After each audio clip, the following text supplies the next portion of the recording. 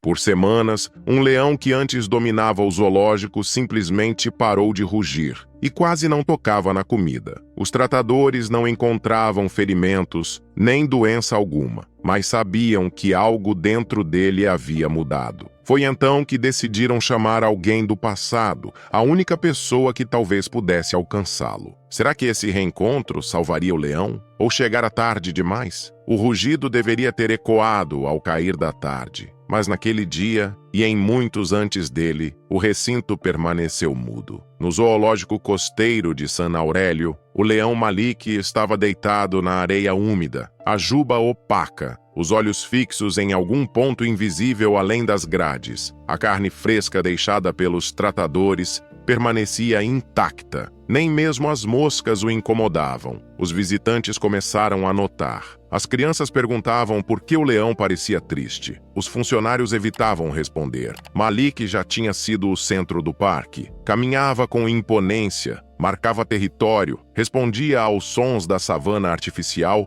como se ainda governasse um reino. Agora mal levantava a cabeça. "Ele está desistindo", murmurou uma veterinária, observando a distância. Não havia ferimentos, nenhuma doença detectável, nenhuma razão física para o vazio que tomava conta dele. Mas quem trabalhava ali sabia que algo tinha mudado semanas atrás. Desde então, Malik passara a se afastar da água, ignorar os estímulos e dormir por longos períodos, como se economizasse energia para algo que ninguém conseguia enxergar. Havia também outra coisa. Sempre que passos ecoavam no corredor lateral do recinto, o leão erguia as orelhas por um instante, apenas um segundo, antes de voltar à imobilidade, como se esperasse alguém, como se houvesse uma ausência ali dentro que não podia ser tratada com comida, remédios ou cuidados. E a pergunta que começou a circular entre os tratadores não era mais o que havia acontecido com Malik.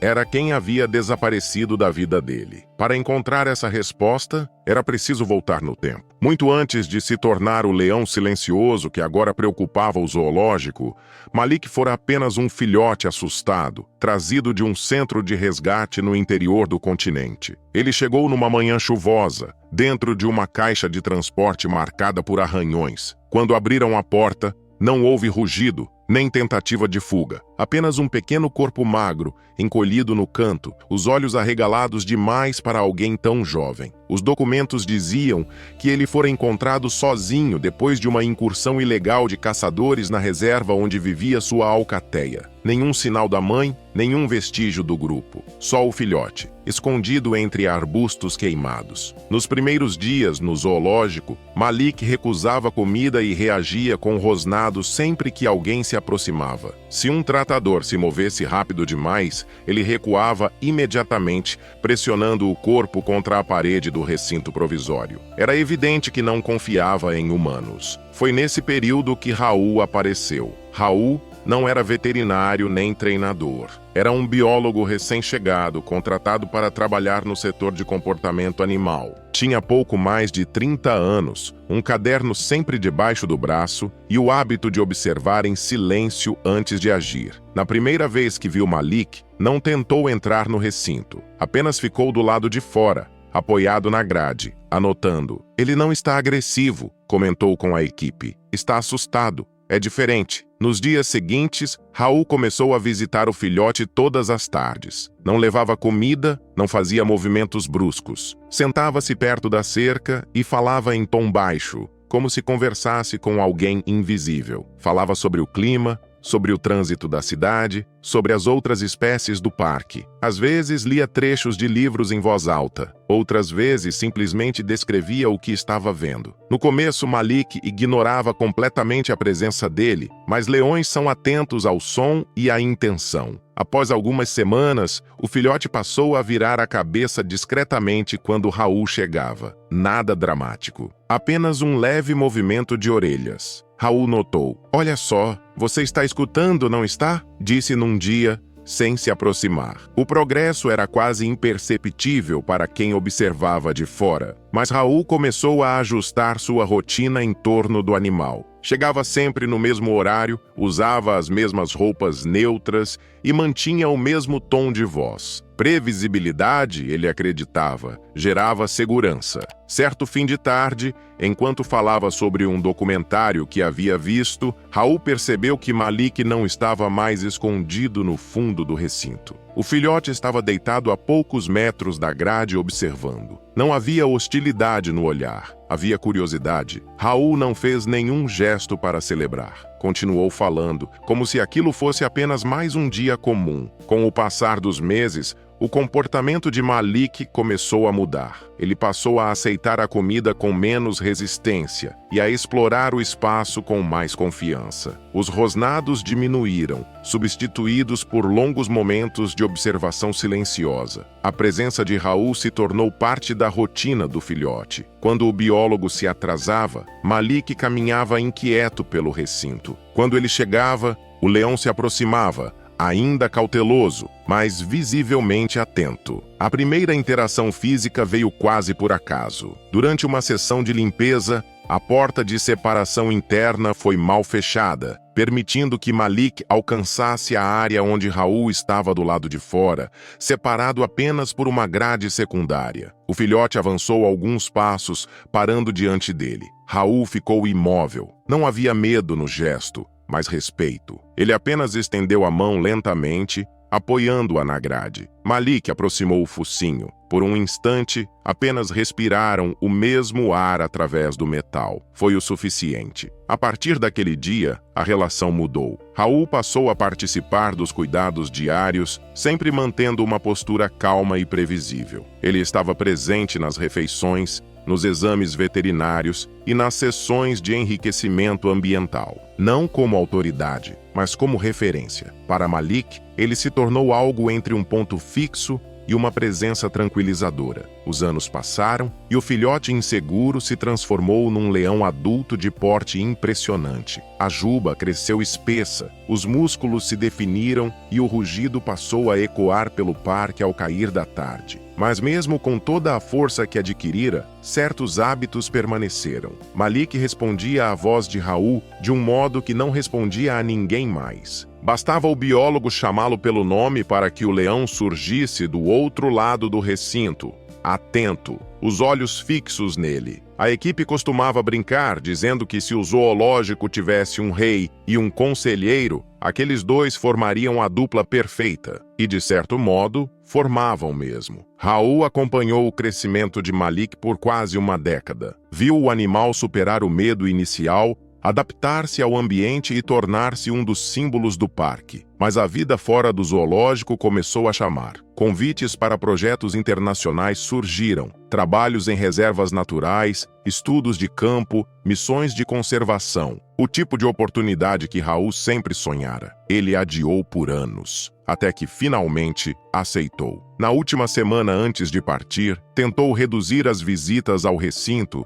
acreditando que assim a transição seria mais fácil para o leão. Não funcionou. Malik percebeu a mudança. Passou a ficar mais quieto, mais atento aos corredores, mais sensível a qualquer som que lembrasse passos conhecidos. No último dia, Raul entrou cedo no parque. Caminhou até o recinto com a sensação incômoda de que estava prestes a quebrar algo que não poderia consertar depois. Malik se aproximou imediatamente, esfregando o corpo contra a grade como fazia quando queria atenção. Raul falou pouco naquela manhã. Apenas ficou ali, observando o animal que crescera sob seus olhos. Quando se afastou, não houve despedida formal. Apenas um último olhar, como se ambos tivessem entendido que certas separações não cabem em palavras. Naquela noite, Malik ainda rugiu ao pôr do sol, mas foi a última vez por um longo tempo. O silêncio começou de forma tão sutil que quase passou despercebido. Nos primeiros dias após a partida de Raul, quase ninguém percebeu a mudança. Malik continuou caminhando pelo recinto, aceitou a alimentação e respondeu aos estímulos habituais.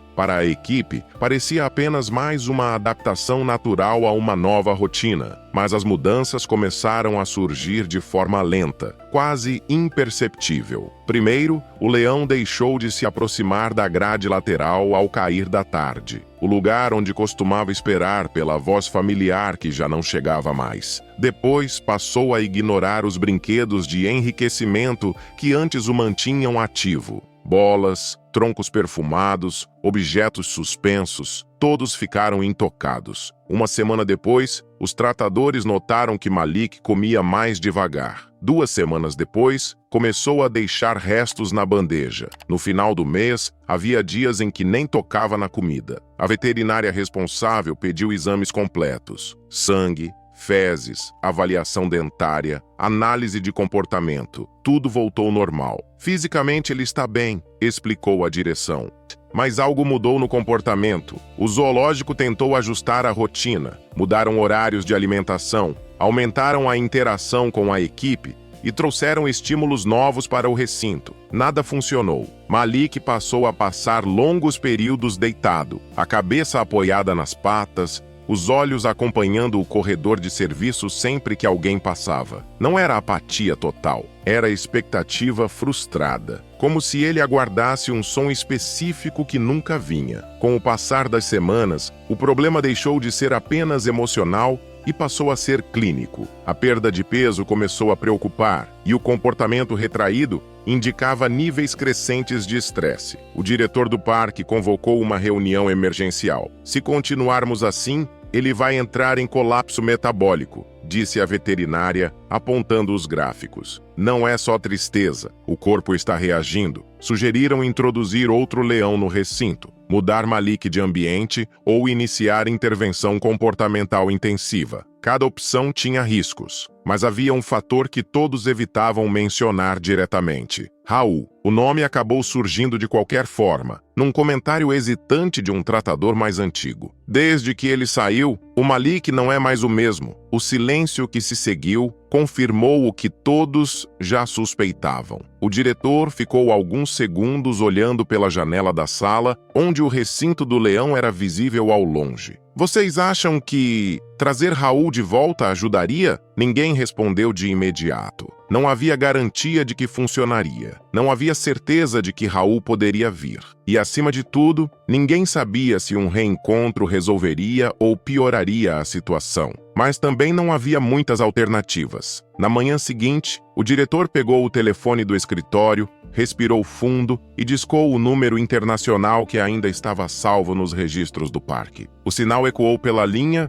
atravessando oceanos e fusos. Enquanto isso, Malik permanecia deitado na areia, imóvel, observando o corredor vazio, como se ainda estivesse esperando. Raul ouviu o telefone tocar numa madrugada quente, do outro lado do oceano. A voz do diretor não rodeou muito. Ele parou de comer direito e não responde a ninguém. Achamos que talvez ele esteja esperando você. Houve silêncio na linha. Raul fechou os olhos antes de responder. 2 dias depois, ele atravessava novamente o portão do zoológico. Nada parecia diferente. Os mesmos corredores, o cheiro de palha úmida, o som distante de aves. Mas havia uma tensão no ar, como se o parque inteiro prendesse a respiração. A equipe o conduziu até o recinto. Ele está ali, disse a veterinária, apontando. Malik estava deitado perto da sombra do muro, tão imóvel que parecia parte da paisagem. A juba havia perdido brilho, e as costelas começavam a marcar sob o pelo. Raul não entrou de imediato. Aproximou-se devagar da grade lateral, o coração batendo mais forte do que gostaria de admitir. Ei, Malik! A palavra saiu quase num sussurro. O efeito foi imediato. As orelhas do leão se moveram. Um segundo depois, a cabeça se ergueu. Malik ficou imóvel, olhando na direção da voz, como se tentasse confirmar algo impossível. Então se levantou, com movimentos lentos, quase inseguros, e caminhou até a grade. Quando chegou perto, não houve agressividade nem hesitação. Ele encostou o focinho no metal, soltando um som grave, profundo, não um rugido completo, mas um chamado baixo, reconhecível. Raul apoiou a mão na grade. Eu sei, demorei. O leão se deitou ali mesmo, tão perto quanto a barreira permitia, os olhos fixos nele. O ar parecia mais leve, como se algo invisível tivesse finalmente se encaixado. A equipe observava em silêncio absoluto. Minutos depois, quando os tratadores trouxeram a alimentação, Malik ainda não se levantou. Mas ao ouvir Raul dizer calmamente, "Vai lá, você precisa comer", o leão se ergueu, caminhou até a bandeja e começou a comer. Não com voracidade, mas com decisão. Foi o suficiente. A veterinária levou a mão à boca, emocionada. O diretor apenas assentiu, como quem presencia algo que não cabe em relatórios. Do outro lado da grade, Raul observava o leão mastigar lentamente, cada movimento uma pequena vitória. O rugido ainda não tinha voltado, mas a vida, sim. E nos dias que se seguiram, ela continuou voltando aos poucos. Raul não voltou para ficar. Os projetos que o esperavam fora do país continuavam importantes demais para abandonar. E ele sabia que Malik não precisava mais dele da mesma forma que antes. Mas antes de partir novamente, permaneceu no zoológico por algumas semanas. Reorganizou rotinas, ajudou a equipe a entender melhor os sinais do leão e, principalmente, voltou a passar tempo perto do recinto. Não como antes, mas o suficiente para restaurar algo essencial. Malik voltou a patrulhar o espaço, voltou a interagir, e numa tarde de vento seco, voltou a rugir ao pôr do sol. O som ecoou pelo parque inteiro,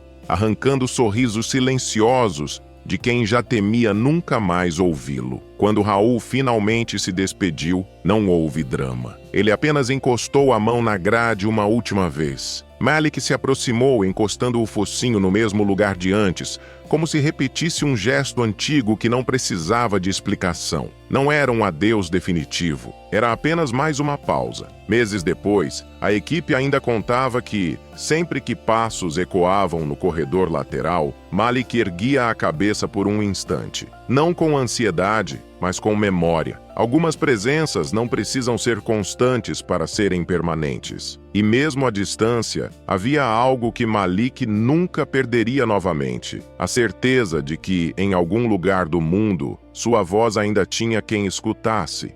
Se você se emociona com histórias como esta e quer continuar descobrindo mais relatos incríveis, não deixe de se inscrever no canal. O seu apoio é fundamental para que possamos continuar compartilhando essas histórias tocantes com você.